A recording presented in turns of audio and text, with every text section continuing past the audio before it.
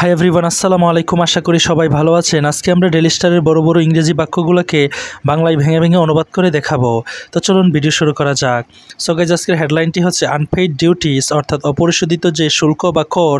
এখানে আনপেইড মানে হচ্ছে অবৈতনিক বা অপরিশোধিত, ডিউটিস মানে হচ্ছে কর বা শুল্ক। চট্টগ্রাম কাস্টম বন্ডস, অর্থাৎ চট্টগ্রামের কাস্টম বন্ড যে রয়েছে সেটা বা অথরিটিরা ডিমান্ডস, অর্থাৎ তারা দাবি করছে টাকা 246 crore, অর্থাৎ এত পরিমাণ টাকা দাবি করছে ফ্রম এসালম, অর্থাৎ এসালম ইন্ডাস্ট্রি থেকে।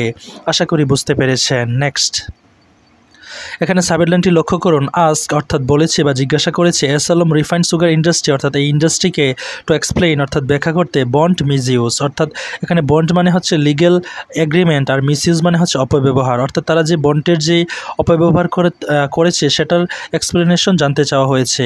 আশা করি বুঝতে পেরেছেন। Next, the Chattogram customs bonds commissionerate, অর্থাৎ চট্টগ্রামের যে অথরিটি তারা রয়েছে যারা কাস্টমের বিষয়ে তত্ত্বাবধান করে থাকে, হ্যাজ সট অর্থাৎ তারা কিনা চেয়েছে টাকা 246.26 crore, অর্থাৎ এত পরিমাণ টাকা ইন আনপেইড ডিউটিস, অর্থাৎ অপরিশোধিত যে কর বা শুল্ক হিসেবে from S Alam industry refined sugar industry, অর্থাৎ এই ইন্ডাস্ট্রি থেকে against the import of 60,500 tons of sugar, অর্থাৎ এত পরিমাণ টনস দিয়ে সুগার বা চিনি আমদানি করা হবে সেটার বিরুদ্ধে, অর্থাৎ এত পরিমাণ টন চিনি যদি ইম্পোর্ট করা হয় তাহলে তাদেরকে এই পরিমাণ টাকা শুল্ক বা কর হিসেবে দিতে হবে।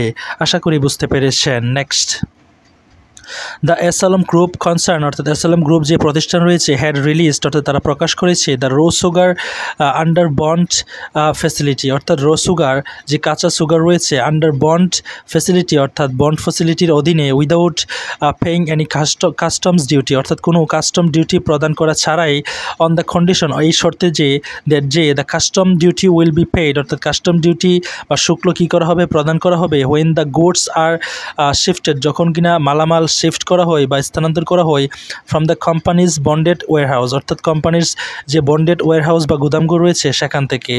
The Daily Star has learned, অর্থাৎ ডেইলি স্টার জানতে পেরেছে ফ্রম কাস্টম বন্ড অফিসিয়াল, অর্থাৎ কাস্টম বন্ড অফিসিয়াল বা কর্মকর্তাদের কাছ থেকে। আশা করি বুঝতে পেরেছেন। Next, according to the law, অর্থাৎ ল অনুযায়ী বা ল মতে oil and sugar refining companies, অর্থাৎ তেল এবং সুগার রিফাইনিং যে কোম্পানিগুলো রয়েছে হ্যাভ বিন পারমিটেড, অর্থাৎ অনুমোদন দিয়েছে to release their imported raw materials. To release মানে হচ্ছে মুক্ত করতে, দেয়ার ইম্পোর্টেড অর্থাৎ তাদের যে আমদানিকৃত র ম্যাটেরিয়ালস, অর্থাৎ কাঁচা ম্যাটেরিয়ালগুলো রয়েছে সেগুলা রিলিজ করতে উইদাউট ইনকারিং ইম্পোর্টস ডিউটি, অর্থাৎ কোনো ইম্পোর্ট ডিউটি আরোপ করা ছাড়াই under the bond of facility, অর্থাৎ বন্ড ফ্যাসিলিটির অধীনে সিন্স জানুয়ারি 2019, অর্থাৎ জানুয়ারির 2019 সালের জানুয়ারি থেকে। আশা করি বুঝতে পেরেছেন। নেক্সট, হাউএভার যাই হোক, ইন ফেব্রুয়ারি, অর্থাৎ ফেব্রুয়ারিতে এসালম রিফাইন্ড সুগার ইন্ডাস্ট্রি, অর্থাৎ এসালম এই ইন্ডাস্ট্রিটা ভিগান, অর্থাৎ শুরু করেছিল সেলিং দ্য কমোডিটি, অর্থাৎ কমোডিটি বা পণ্যদ্রব্য বিক্রি করতে শুরু করেছিল ইন দ্য লোকাল মার্কেট, অর্থাৎ লোকাল মার্কেটে উইদাউট পেইং দ্য ডিউটি, অর্থাৎ কোনো শুল্ক প্রদান করা ছাড়াই।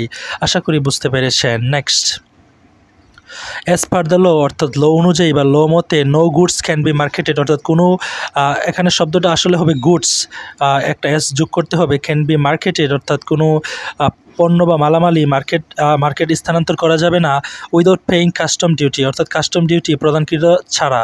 দ্য কোম্পানি সোল্ড, অর্থাৎ এই কোম্পানি বিক্রি করেছে 6,500 টনস অফ সুগার, অর্থাৎ এত পরিমাণ সুগার বিক্রি করেছে, but didn't pay any duty, অর্থাৎ তারা কোনো শুল্ক প্রদান করে নাই।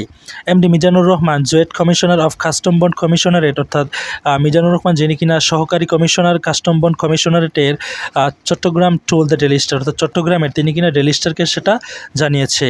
আশা করি বুঝতে পেরেছেন। নেক্সট, সাবসিকুয়েন্টলি, অর্থাৎ পরবর্তীকালে অন আগস্ট 2022, অর্থাৎ আগস্টের 22 তারিখে বন্ড কমিশনার মোহাম্মদ লুৎফুর রহমান, অর্থাৎ বন্ড কমিশনার যিনি রয়েছে লুৎফুর রহমান ইস্যুড, অর্থাৎ জারি করেছে আর শোকেজ লেটার। এখানে শোকেজ লেটার মানে হচ্ছে কোনো কিছুর এক্সপ্লেনেশন জানতে চেয়ে যে লেটার চাওয়া হয় সেটা জানতে চেয়েছে বা ইস্যু করেছে ডিমান্ডিং টাকা 246.4 ইন রেভিনিউ, অর্থাৎ ওইটা দাবি করে এত পরিমাণ টাকা ইন রেভিনিউ, অর্থাৎ রাজস্ব হিসেবে।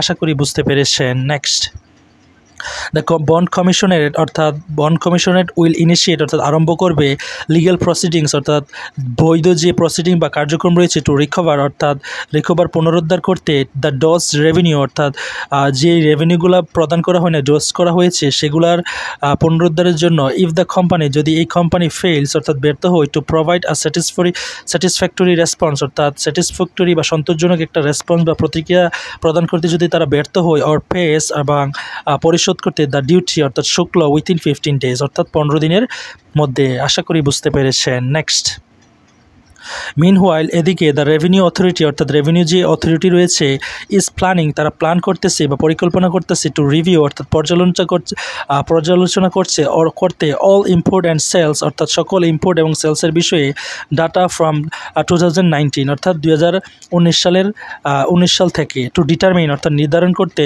If the company has engaged অর্থাৎ এই কোম্পানিগুলো হ্যাজ এঙ্গেজ তাদেরকে জড়িত করেছে কিনা সংযুক্ত করেছে কিনা ইন এনি এডিশনাল ইরেগুলারিটিস অর্থাৎ কোনো অতিরিক্ত অনিয়মের সাথে related to the import of producing products utilising অর্থাৎ সম্পর্কিত কিসের সাথে দ্য ইম্পোর্ট অফ প্রোডাক্টস অর্থাৎ প্রোডাক্টসের ইম্পোর্টের কোনো অনিয়মের সাথে তারা জড়িত আছে কিনা ইউটিলাইজিং দ্য বন্ড ফেসিলিটি অর্থাৎ বন্ড ফেসিলিটিকে ইউটিলাইজ করে অর্থাৎ ব্যবহার করে সেইড আর টপ অফিসিয়াল অর্থাৎ যেটা কিনা একটা টপ অফিসিয়াল বা কর্মকর্তা বলেছে of the national board of revenue অর্থাৎ এই বোর্ডের।